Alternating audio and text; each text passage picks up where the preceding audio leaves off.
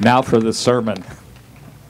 As a backup, a couple of days ago, we filmed a video clip that could be inserted into this process in case it breaks down technologically. And so I've had a couple of days to reflect a little bit on what Ashland brings to the party, suddenly projected onto the international stage with who knows what heavy hitters in the peace world. And this is what I came up with. See if this resonates with you. First of all, because we're small, we have certain opportunities in the realm of peacemaking and learning about peace that are not available to people living in bigger, more sophisticated, more complex communities. Secondly, Ashland, even among small towns, is an unusual place because almost everybody who lives here because they want to live here and because they like to live here and love to live here. So, and then the third factor is nothing that we accomplish here do we accomplish without doing it as a community. And so for us, working with peace is essential to our security and our success and our well-being. And I guess the one thing that I say, so I've been working on various facets of this nonstop for 3.5 years. That's all I work on, is community and bringing this community together and unlocking the capabilities in this community. But when you do that, you're continually confronting diversity of opinions, personalities, complex issues that have many facets to them, impatience in wanting quick answers to every problem, a bunch of things like that. And so when I try to figure out, well, how does this factor in to a concept of peace in our little laboratory here in this little town in this beautiful setting in the far western part of the United States, what I say is I've recognized that peace is a dynamic concept and a dynamic reality. Peace is not just tranquility and harmony. Peace is accepting and working with the tensions and conflict that are a natural part of community, and accepting that and transforming what can go into divisiveness into creativity and strength and trust. Because I believe you can't really trust a person until you've gone through some kind of conflict and problem with them. You may want to think about whether you agree with that or not, because we have plenty of opportunities these days. At any rate, so to the world, this is what I have to say from Ashland. We are learning about peace. We're not trying to teach you about peace. In our little world, I believe as the mayor that accepting and staying centered in the face of conflict and maintaining the link of respect to each other is at the essence of what we do here and try to do here about peace. Thank you.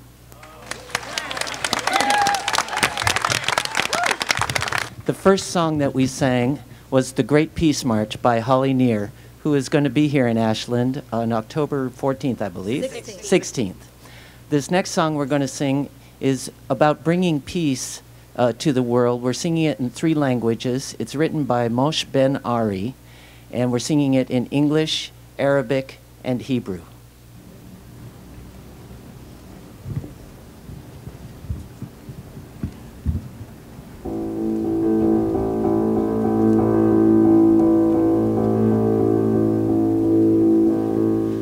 Pieces on our shoulders, bringing pieces.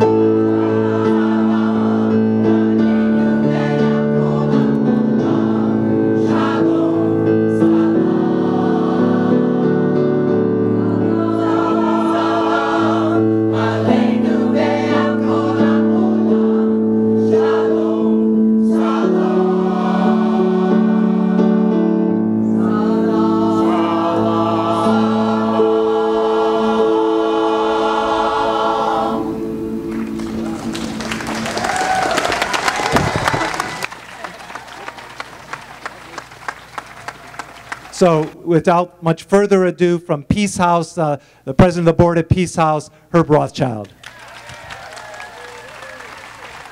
Thank you so much.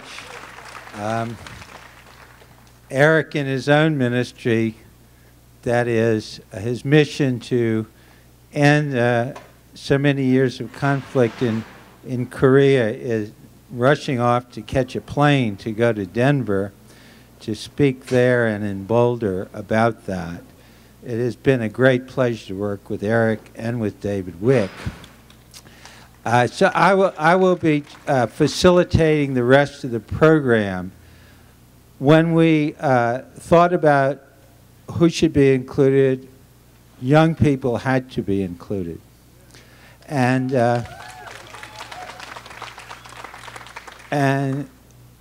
there are young people in this valley who have suffered the kind of violence that is prompted by our fear of those who are different than us. And it is their courage and their witness that we are pleased to welcome to the stage. If the Lotus Rising Teen Theater could come up on the stage, we will enjoy their performance. Hello, everyone. My name is Kendra Lockery, and I am the director of Teen Theater. And Teen Theater is a program of Lotus Rising Project, an intergenerational organization dedicated to youth empowerment, equal rights, and social change. We perform for audiences all over Southern Oregon and Northern California. We perform for middle school students, high school students, and some adults. Our scenes cover topics such as healthy sexuality, youth-adult communication, social issues, growing up, and bullying. Through theater and humor, we shine a light on the things that breed hatred and isolation. We believe that knowledge is power and that peace is a human right. Pause for applause. We have two pieces to share with you today. Both are from our middle school bullying programs. The first is a scene called Trudy Bacon. It's a humorous look at girl bullying. And then the second is a poem called I Am the One. And now here they are, Lotus Rising Project's Teen Theater.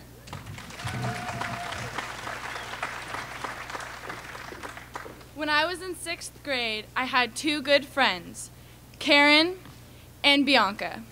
We were together all the time at school, and we talked on the phone every night.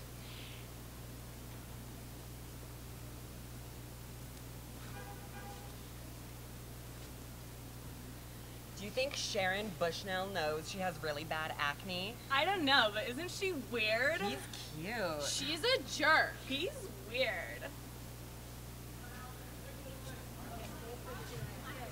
Actually, I liked it when we talked bad about other people. It made me feel superior.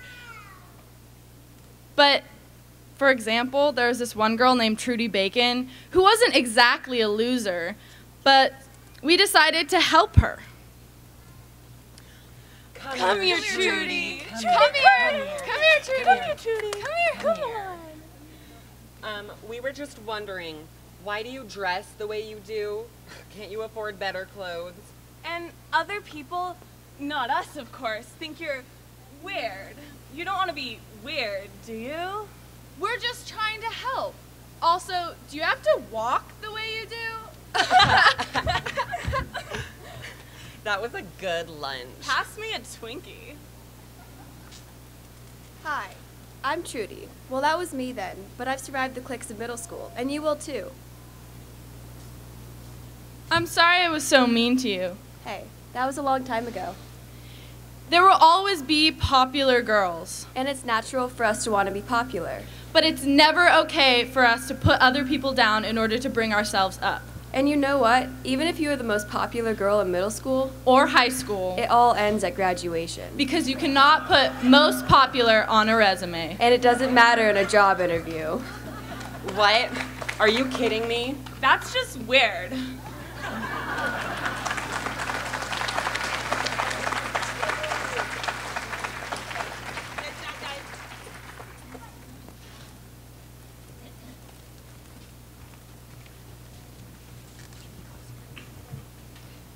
I I am the one. I am the one. I am the one who went to 7 different schools by the time I reached 6th grade.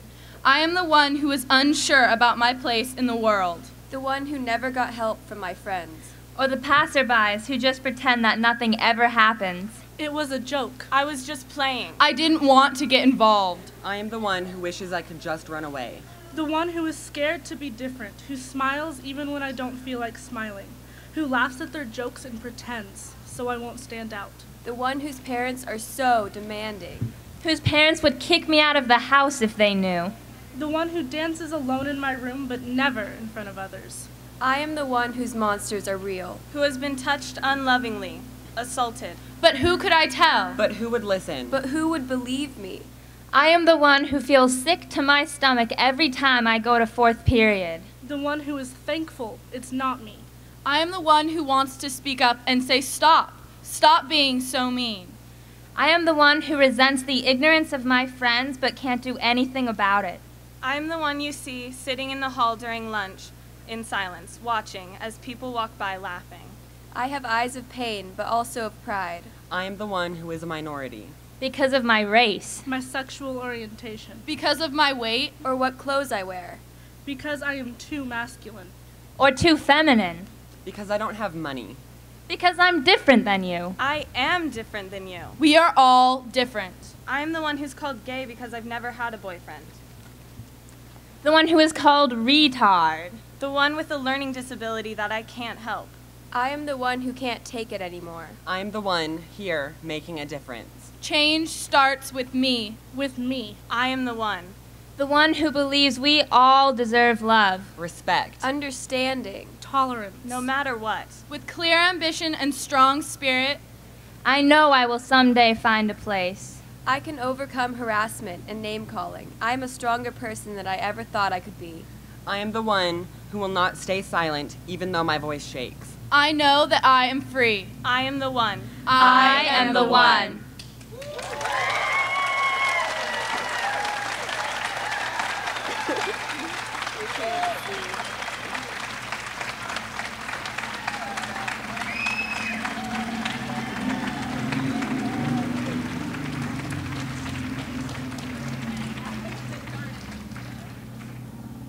Thank you so much. Maybe you all ought to proceed. As John mentioned, the theme of this year's celebration and observance is a sustainable peace for a sustainable world. 20 years ago, perhaps, at a peace gathering, we didn't think that right relations with the planet was essential to peace. Now we know better. If we cannot stop oppressing and exploiting other species and our water and our earth and our air, then indeed we will be in for an unprecedented period of human conflict. To bring that perspective of right relations with those who are not human, but are very much our brothers and sisters, we have the director of Klamath-Siskiyou Wildlife Center, Stephanie Tidwell.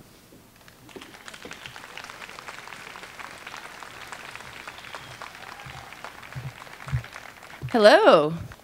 Thank you for being here. My name is Stephanie Tidwell. I'm the executive director of the Klamath-Siskiyou Wildland Center, and I am so very thankful that this year's International Peace Day is embracing peace, not just for humanity, but for our natural world. For there to be true peace, we must not only stop the violence and terror against one another, we must also create a world where we can live in harmony with other life forms, as is the Earth's life and bounty that sustains us all. We must do this not only for the Earth, but for one another as well. For as long as there is fierce competition for rapidly dwindling natural resources, there will be people that suffer and die in that conflict. So, as the director of KS Wild, I'm very pleased to be part of this dialogue on peace and sustainability. And what better place to have that discussion than in the Rogue Valley? We are so incredibly blessed here. We are surrounded by beautiful rugged mountains and wild rivers. We have an astounding climate that is so conducive to agriculture, so much so that we are at the leading edge of the local foods movement. We have so many organic local family farms. We have community-supported agriculture. We have programs for our children, and indeed entire schools, like the John Muir School, that are teaching our children how to have not only respect for the earth, but how to live in better harmony with the earth. Ashland in particular is blessedly lacking of many of the big box stores that not only exploit people, that exploit the earth. They use incredible amounts of fossil fuels to ship cheap plastic crap that we don't need all over the world. And while Oregon may have once been the old-growth logging capital of our nation, that's not the case anymore. We're increasingly moving towards sustainable forestry. We're seeing more and more eco-forestry businesses doing fuels reduction, small diameter community logging, and creating a cottage industry that not only is helping restore the damage that we have done, but is helping us provide us with sustainable local wood products on a local human scale. And despite our struggling economies, our quality of life in the Rogue Valley is actually quite high for most, in large part due to our commitment to the small is beautiful model. Don't get me wrong, there are still a lot of problems. There are still many people suffering the violence of poverty, but we are on the right track. Even then, in spite